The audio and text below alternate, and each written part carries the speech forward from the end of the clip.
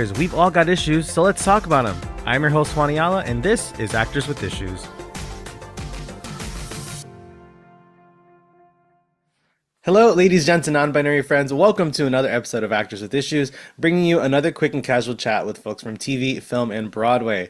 I am your host, Juan Ayala, and joining us today is an actress you've seen on stage and on screen, from Devious Maids in Star Trek to The Sex Lives of College Girls and CBS's Ghosts. It's Rebecca Wisocky. Rebecca, welcome to the show. Thank you so much for being here. Thank you for having me, Juan. So you're actually joining our little Ghosts Hall of Fame.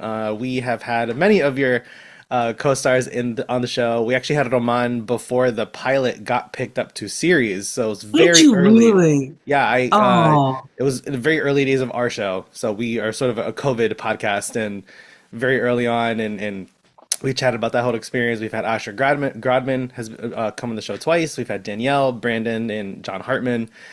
So welcome to the little Ghost Hall of Fame. very It's like a bingo happy card. to We're trying join to the get everyone on the club. show. Very happy. Yes, thank you. What a pleasure to meet you. Likewise. And so diving right in, born and raised in Pennsylvania, was there a particular moment or a role that you had early on that really just locked you in of this is what I want to do with my life? Well, I was a really shy kid, like painfully hug my mother's leg shy. And she took me down to the local theater to see, a children's play. And I kind of was mesmerized. And she had the bright idea that maybe this could get me out of my shell. And so I auditioned for a production of Alice in Wonderland. I think I was maybe 8 years old. And I got a part. And I was terrified, but I fell in love with it and fell in love with this sense of, having this community and this team that was doing this thing together, and everyone had their job, and I loved it, and I just caught fire, and it became my team sport. And I just spent most of my childhood and my adolescence at that theater in my hometown. Mm. So very lucky that my mother was smart enough to have that idea, and lucky enough that that there was a community theater in my town. Yeah, it's very fortunate for, especially as a kid growing up and whatnot, lots of folks sadly don't always have that luxury of having Yeah. somewhere so close, you know. Mhm. And I'm curious, was there a particular actor or career that you really took after in those early years? Anyone you looked up to? Um, I loved as a kid. I loved Meryl Streep. I loved Madeline Kahn. I loved Yep. Shelley Winters. Yeah. I loved all the great British actresses, Harriet Walter. Difficult, um, complicated, strong women, Yeah. and that Madeline's kind of become my stock in trade. Yeah. Madeline's one Yeah. of my favorites. Clue is my favorite comedy of all time, and she's so Yes. brilliant in that movie. And from the many ghosts we've had on the show, as mentioned, we learned that there was quite a bit of chaos surrounding the pilot because of COVID. And that had sort of happened sort of in the middle of the casting process, and folks had to be recast and whatnot. But looking back, this was 2020, so if you can believe it, almost 5 years ago, I know. uh, I can't which is believe it. insane. How would you say you have changed as a person, as an actor, looking back on day one on the pilot to today? Well, it is definitely worth noting that much of what has made our show was kind of born out of that strife and that isolation. We had such an extended period of just not knowing whether or not this job that we all wanted so desperately to happen and believed in so strongly was going to happen. We all became incredibly close and had this kind of, we're tethered to this idea that maybe on the other side of this community can stick together.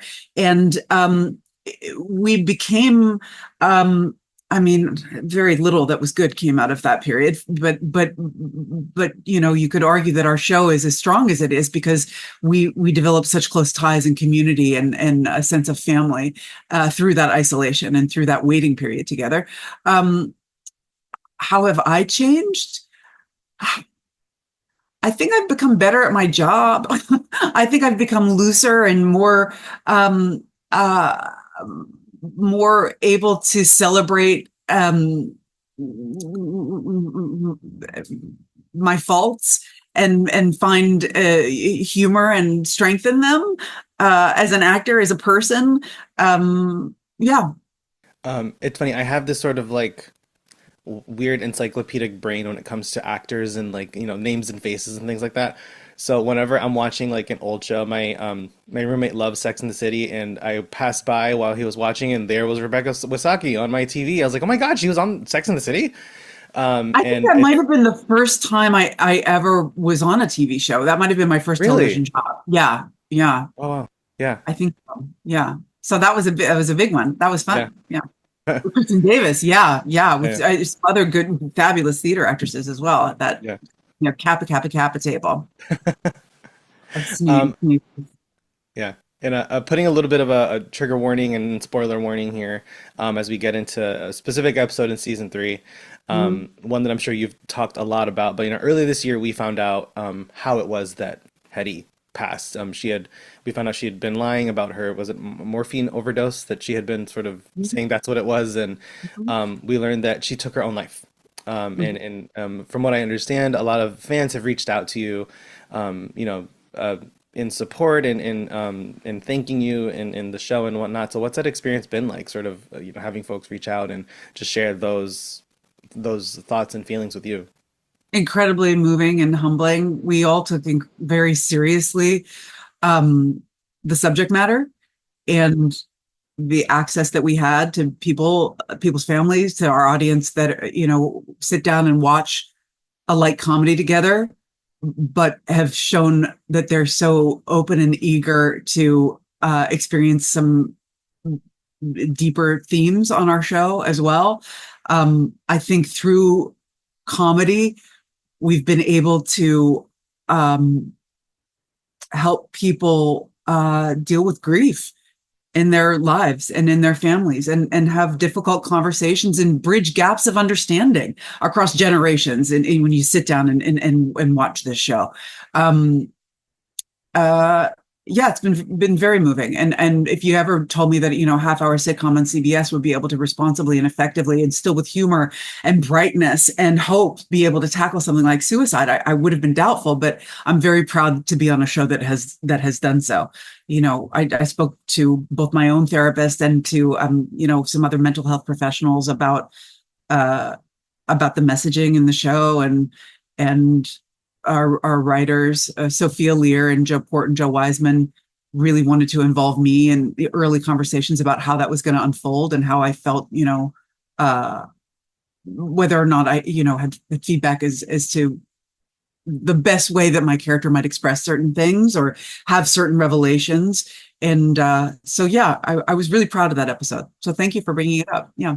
Yeah. And another one that I in particular found really touching, that I know lots of folks have, is Isaac's sort of coming out with Hetty and that whole thing. That was such a beautiful moment. And as a queer man myself, and we spoke with Brandon about it, and Yeah. just another beautiful, just very sensitive, wonderfully handled moment that on some shows could have fallen to a gazillion cliches and sappiness, but it was just so Yeah. touching and very warm and just very beautiful, that relationship between Isaac and Hetty and all of that. So what was that experience like for you?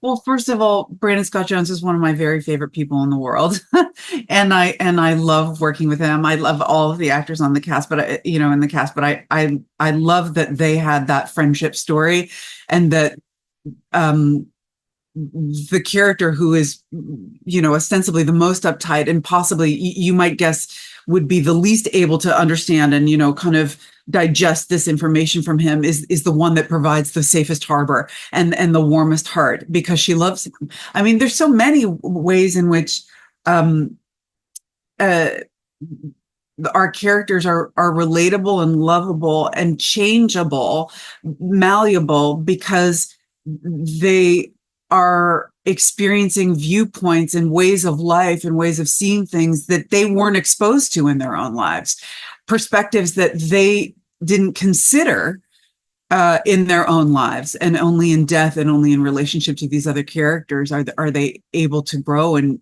change. And I think it's a very lovely metaphor, and I think people are responding to it. We've certainly heard that people are seeing change in their own families, and their own Hetty that's sitting on the couch next to them, or Isaac or whoever, and and seeing that they're willing to hear a different story and a different perspective than they might naturally been willing to hear before, watching the show with us. And quickly before we go, just a few sort of a couple like rapid fire questions. Mhm. If Ghosts could have a crossover with any other TV show, what would you choose and why? Well, this would never work, but the thing that pops into my mind is The Diplomat, because I'm obsessed with The Diplomat and Kerry Russell and Rufus Sewell. I mean, I'm just obsessed. And of course, it was a horrible idea. It would never be a crossover. It's just a show that I want to be on. So wait, let's change it into what show does Wisocky want to be on? That's your next rapid fire. My answer is The Diplomat.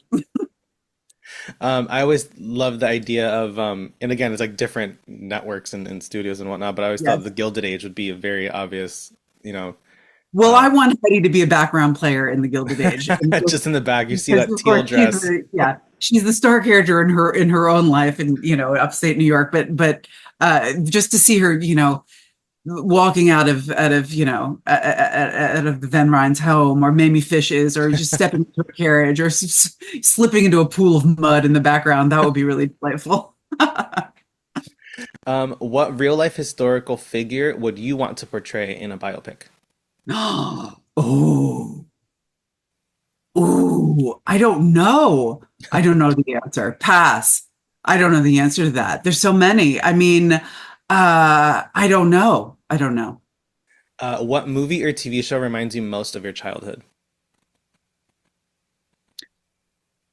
Well, I was a Muppet Show kid. That reminds me of Mm, childhood. And I love watching the Pink Panther movies and that style of physical comedy with my father a yeah. lot. Uh, yeah, that's a good mashup. Pink Panther and Peter Sellers and the Muppets. Did Peter Sellers ever guest star in the Muppets show? That would have been weird. That probably would have been a little weird. Yeah.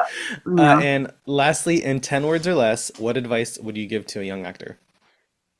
Understand discipline and preparedness, Mm, and be as prepared as you can, so that y- you will be able to move with the unexpected, and you will be able to be free.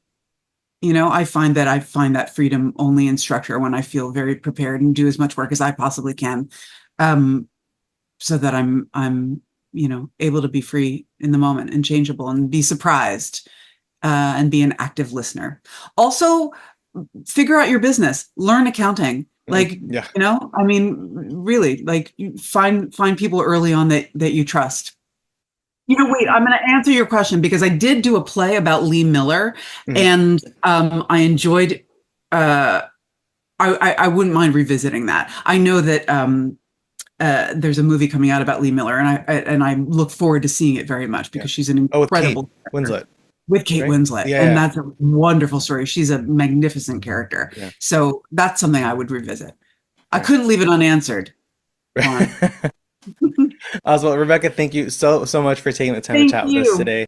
And folks, for anyone listening, you can catch Ghosts on Thursday nights on CBS, streaming now on Paramount Plus. You've got 3.5 seasons to binge, so go do that. And yeah, thank you so much, Rebecca. Lovely chatting with you.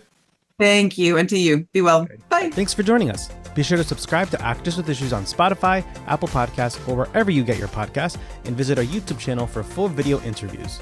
Actors with Issues is executive produced and hosted by Juan Ayala. See you next time.